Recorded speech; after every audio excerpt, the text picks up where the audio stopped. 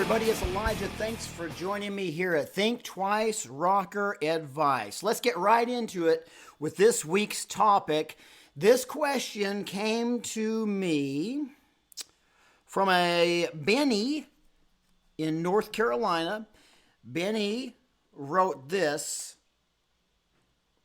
I'm nervous about getting together with my family over Thanksgiving. Now, I don't know when you're listening to this, but we're coming up on the Thanksgiving holiday season. Christmas is upcoming, and and this is a real concern for several people, especially right now here in the United States, because there used to be a thing that is kind of a general rule that was said, but kind of a, we don't have to say it for people to understand it. And that rule was, don't talk about religion or politics at the dinner table. That's kind of the notion of the belief that we used to have. And now it seems, and I can see why, because we're coming up on an election. We're definitely in an election season. But what I've noticed more than anything is in the United States, it doesn't have to be election season for us to start expressing our views and our opinions on what our leaders side with or side against. And that tends to bleed into both a lot of times, religion and politics. And so Benny has a concern, and I think this is a great thing for us to talk about. And it wasn't even a question. Benny was just expressing his or her concern, their worry, their angst towards going into this season. And maybe that's you. Maybe you find yourself in that position where you're just like, oh, I'm not looking forward to it because I know auntie, tia, my uncle, my dad, my mom, my sister, my brother, I know my cousin, they're just so boisterous when it comes to this, and they're going to bring this up, and I don't want to even get into it. I'm uncomfortable. And if you don't hear that someone else wants to bring it up, it could be because you are that person, and people are anxious because they just know that you might be the one that brings it up, and that you can't hold it in, your thoughts on this and your expressions towards that. So let's talk about that. Let's talk about the discomfort of gathering together now because of differences in voiced and expressed beliefs or convictions or belief systems or politics. Whatever it is you want to insert into that blank, you can insert it. But I think the interchangeable thing is the subject of what brings it there. But the fact remains, we do face this. How do we deal with the discomfort? Do we completely, number one, avoid it? And there is this belief system. There is this way of thinking. So let's talk about that for a second. Some would say, you know what? You don't have to put yourself in environments that will cause you angst and stress, and it will cost you your peace. And I would agree with that notion overall, yes. But I would say this: when it comes to gatherings with your family, it could be that you don't have many interactions with your family, but the ones you do always seem to end up this way. But in reality, the time you spend with family is not a lot. So the thoughts that come out of that is like, well, since I don't have a lot of time that I ever spend with them, why should this amount of time that I do spend with them really make a difference either way? We don't have a thick relationship. We don't have a deep relationship. So it's not really going to jeopardize something I already have because we're in conflict. And so therefore I can just not go. I can just not do this at all because I don't have much skin in the game. I don't have much to lose when it comes to family. I would encourage you, if you're feeling that way, I would encourage you to do this. It's an exercise. I'm not saying you're wrong, and I'm not saying you need to engage with your family. What I'm saying is we always want to consider the other side of the coin. What I found is mountains have a lot of different angles. And just because I'm looking at a mountain and describing it to you, you may not recognize some of the stark things that I'm trying to describe to you, and us have this discussion of, oh yes, we've been to the same mountain. And I start describing the mountain, and you're like, no, that's not the mountain at all. The mountain I'm talking about has this big steep part about halfway up, and it falls straight down, and then it angles back out. And there's a giant set of boulders, 3 boulders that stick out, and I could be saying, well, no, you're wrong. I'm literally standing in front of the mountain right now, and let me tell you what it is. It's a lot of greenery, a lot of trees, and you're like, no, it doesn't have trees. There's a lot of empty space on this. And I'm like, no, I'm looking at it. It's covered with trees. The fact is, we can be describing the same mountain. We can be very correct in our description and our commentary about this mountain, but it's only this part of the mountain that we are angled to see. And therefore, no matter what you say, I'm going to consider it wrong because it's not lining up with what I know to be truth. And when it comes to jeopardizing or the potential of losing out on something we have very little of, which is time.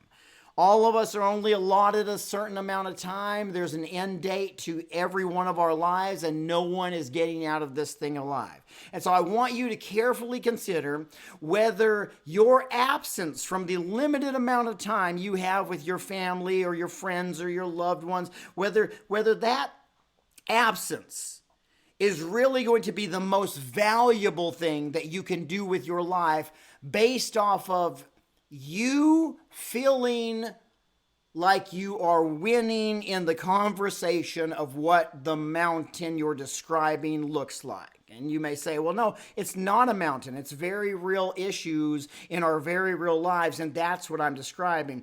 I understand that. What I'm saying to you is they feel the exact same way. And you may say, well, they may feel that way because they are wrong in their thinking. They are wrong when it comes to this, and they are so wrong, and they're bigoted, and they're prejudiced, and they're racist, and they're sexist, and they're this, and they're that, and then the other side might say, and all of those elements may be some ingredients that are inside the makeup. I'm not saying everyone is correct. I'm not saying everyone is right in all the elements. What I'm saying is neither are we when it comes to describing the whole mountain. There are so many things and aspects and details that we are not focused on because we are not experiencing in our own lives, and they're not big giant factors in our life, but they are in their life, or they are in our life and they're not in their life. And so I'm not asking you to change your belief systems. I'm not asking you to change your convictions. I'm not asking you to change the way that you perceive and approach things. But what I am asking for all of us to do, myself included, is to allow ourselves to expand in our mindsets so that way we can embrace the presence, maybe not the truth of, but the presence of differing information. We don't have to agree with everything, because ultimately truth is truth, even when spoken by a liar. Let me say that again. Truth is truth, even when spoken by a liar. That is a hard thing to embrace. And on all sides of every issue, both factors, both parties actually think and feel a strong conviction that they are speaking the truth. And based off of whose name it is in politics that is on the end of a quote, we tend to tribalize up into teams, and if we saw certain names at the end of a quote, we will immediately agree and celebrate that quote, or we will immediately disagree and down that information because of the name on the end. Here's the unique, ironic part, and this is not a political podcast. This is a podcast that helps us with our thought life. Think twice, a different way of looking at things. Think twice. Here's what I would say. Uniquely, let's take the pandemic, for instance. When the whole thing started and the concept and the topic of vaccines started coming into play, there was a man in office, and that man said, what I'm going to do is I'm going to have my scientists and my medical team and all these people, the best of the world's best, come up with a vaccine quicker than anyone else has ever come up with it, and we're going to knock this thing out. We're going to get this thing under control. And then the side that was against that man that was in office, they all said, we're not taking that vaccine. There's no way you're going to push something like that. No way are we taking that. And then as that progressed a few months down the line, and they did come up with a vaccine, and several different companies with that vaccine started to be released. Also, the presidential office transitioned, because an election happened, to another man. That other man was on the other side of the political scale. And so then that man came in and said, everyone needs to take this vaccine. And kind of seemingly took a little bit of credit for that vaccine being available. Now, at that point, because that person said it, now everyone who already said there's no way I'm taking that thing because of the other guy who pushed fast forward on the production of this thing, now everyone who said that is going to get this thing and promote it because it's now their person in office saying, you need to do this. And as a result, everyone that started saying, we're going to get it when their guy was in office, now all of those people pretty much said, I'm not going to get it because now this guy is pushing it. And it's interesting to me that it was never really about independent thought in a lot of people's mind. It was only about who was the last one to say to do this thing. And if it had the wrong name on it, that's the direction that they sided with. Now, I would encourage everyone, when it comes to thinking, and that's what this podcast is about, when it comes to thinking, that we have an independent thought, not an independent party thought, an independent individual thought. And the way that we know that we are strong in that is we can have that even if it disagrees with the majority of what our tribe, our community thinks like. Let's just say I had an independent thought on a certain political policy that wasn't being pushed, and I really wanted it for my own personal life. I have a conviction about this. It affects my family greatly, and the political side that's in office isn't really doing a lot to promote this thing and to push this subject forward. And therefore I say it's that party's fault that this isn't being pushed forward. They will be usually very vocal about it not being pushed forward. They're not doing anything about this. Let's just say it's health in the United States. They're not doing anything to push and promote people being healthy, and that's why people are sick, and that's why and there's a passion, there's a fire. You should have that passion. You should have that fire. You should have that individual conviction. But here's how we know whether it is we are tribalized in our thinking, because none of us want to admit that. None of us want to say, I don't have the power to express my own thoughts, because when it conflicts with the tribe's thoughts, with the tribe's community, with the tribe's actions, what we'll do sometimes is we'll hold back. The same exact criticism that we would be so vocal about, if it were the other side in office doing the same exact thing, not doing much to promote our point of conviction, our point of the, and so no matter what it is they do, we're kind of like, it's not good enough, or it's absent of anything. But then if our side gets in, the side that you side with, the political party that you like, if your side gets in and they also do nothing to move this thing forward, to really promote it, then it's just kind of like we don't really notice. They're so busy doing all these other things that we just celebrate those things, and we don't really speak up. Now the problem is true, strong, individual thought, convictions, those kind of things. It's not wrong to express those. It's only wrong when we don't use the same passion we would if the opposing tribe was in control.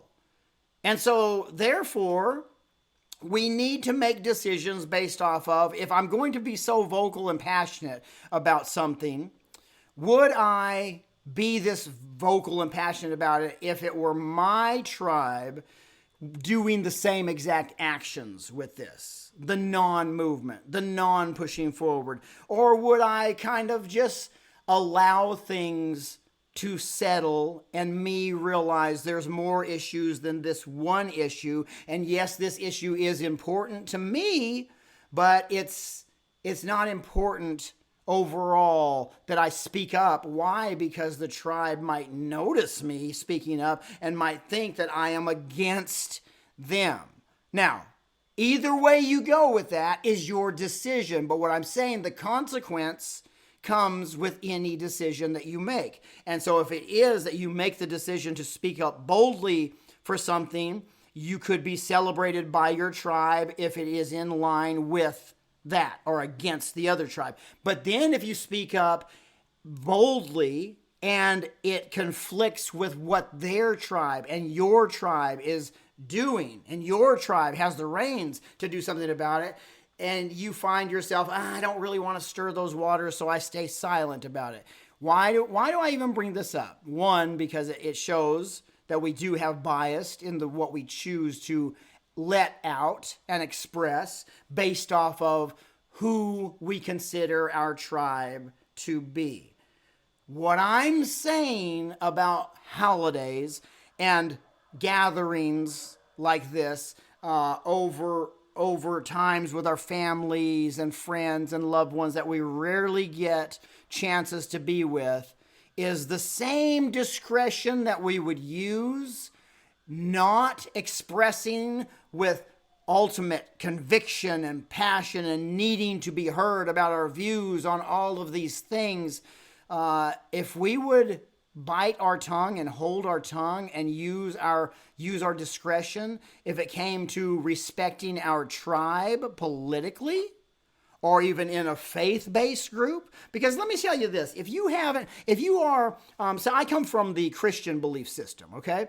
And I'm not promoting or pushing that you have to come from or be a part of any of the belief systems, but if you have taken stock in and subscribe to any belief system, and you have not had your own independent personal thoughts where it came out with questions and doubts and concerns, if you haven't done that, then I would say to you, you probably don't truly believe that thing, because you can't believe what you don't pursue to really be accurate or true. You can just embrace it and say, yeah, I'm just going to do that. And some would say, well, that's just accepting it by faith. Yes, you do accept by faith, but faith without works is dead. So when you put your hand to the plow and do work, it's toward that thing. And if I'm going to work towards something, that means I'm going to invest in that thing. And if I'm going to invest my time, my energy, my resources, my efforts into anything, I'm going to become more one with that thing. And as I become more one with that thing, I start to get closer. And at the times when you get closer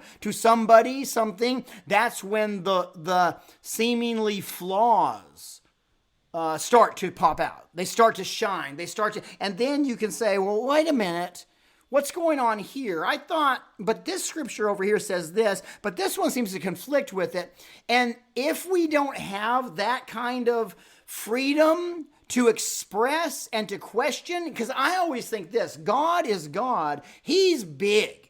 And so if he can't handle a question about what he's asking us to believe, if he gets shaken off of his throne because some little bitty dot on a small dot in a giant universe is expressing, if he gets all mad and bent out of shape, and well, they're not coming into my house and kingdom then. That's not how I see my God. I see my God as big enough to answer any question that is asked, especially if it's asked out of a truly curious motive and heart. And so it's okay to have different thoughts and different questions and different beliefs and different understandings.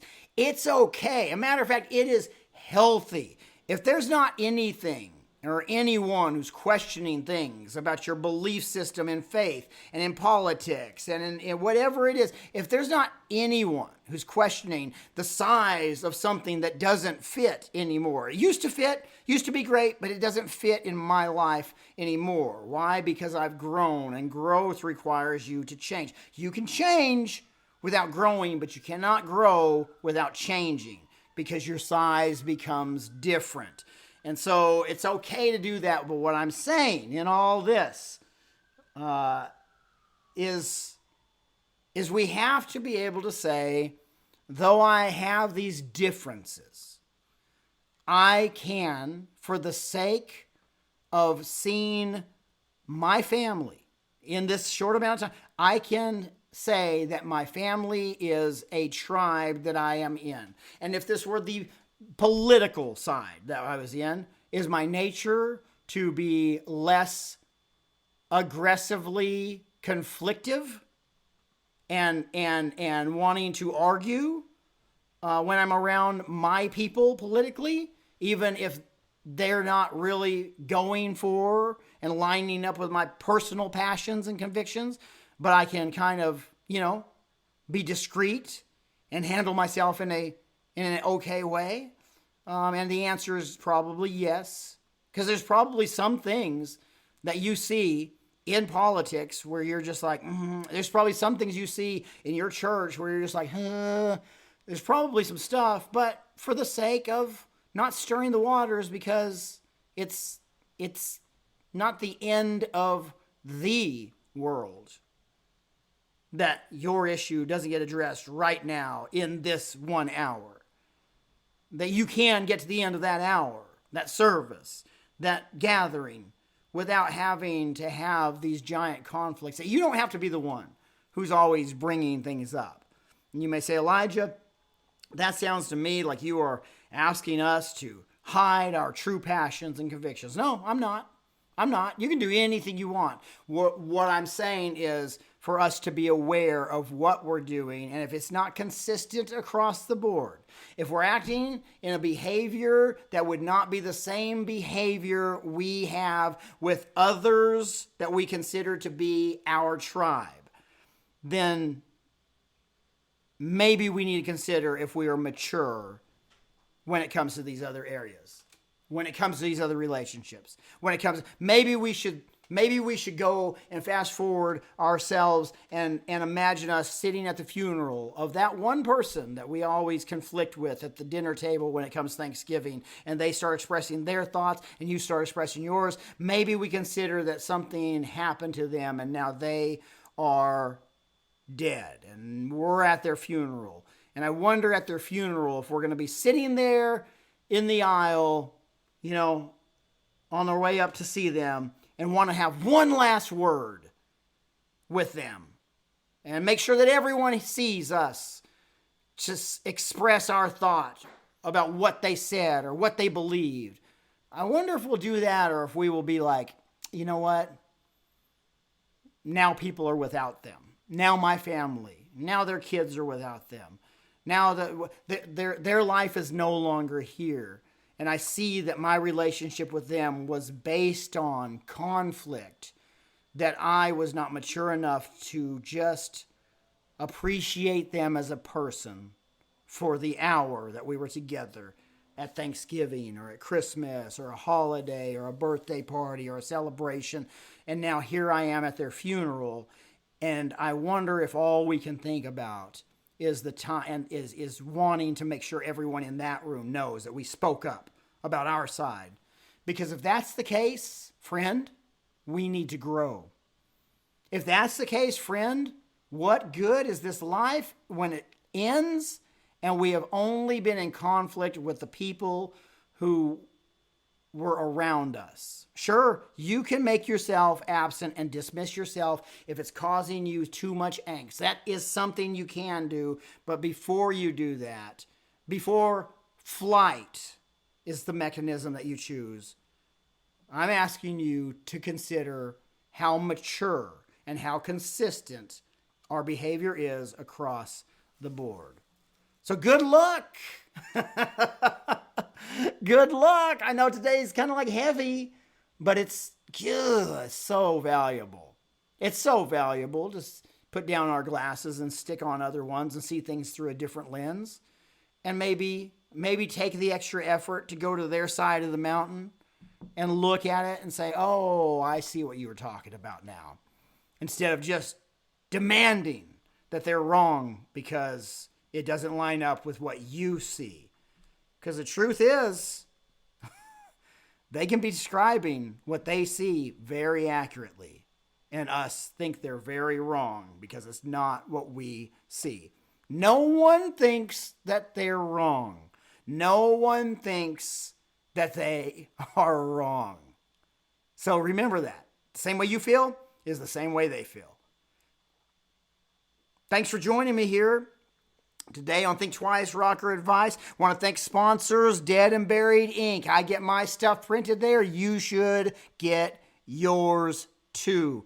If you got any questions or comments, reach out to me on any of my socials. Just leave them on any post. We scrape those up and gather them, and they make their way to the podcast. If you're not following me on social, go ahead, follow me. I'm not hard to find. Elijah Tyndall. There's a lot of fake accounts, but mine will have the blue checks on them. And then upcoming bookings, 2025. Looking forward to 2025. It's going to be a good year. If you're interested in me coming out doing corporate stuff or corporate comedy or shows in your town, let me know. Our main thing is getting the bills paid. So everything can get paid, making a little bit of profit, come home, pay more bills, help more people, and do our thing. So just let me know if you're interested in that. You can go to my website, elijah-tyndall.com, and you can request me for a booking on there, and we'll reach out to you. And then lastly, a big announcement.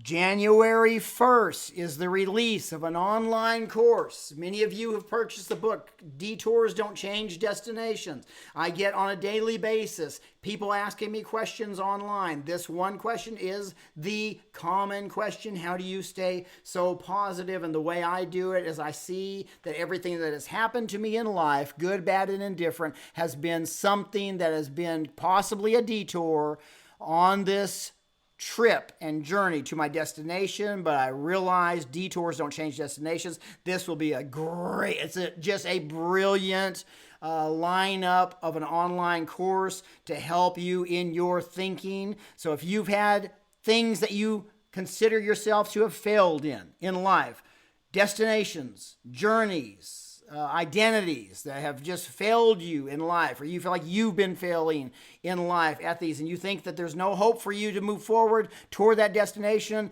I want you to sign up for this course. It's an online course. Detours Don't Change Destinations. It's a 2-hour presentation, and it is going to be good. So if you're interested in that, get on the pre-sale list at any of my socials and just DM me and say, I want to get on that list.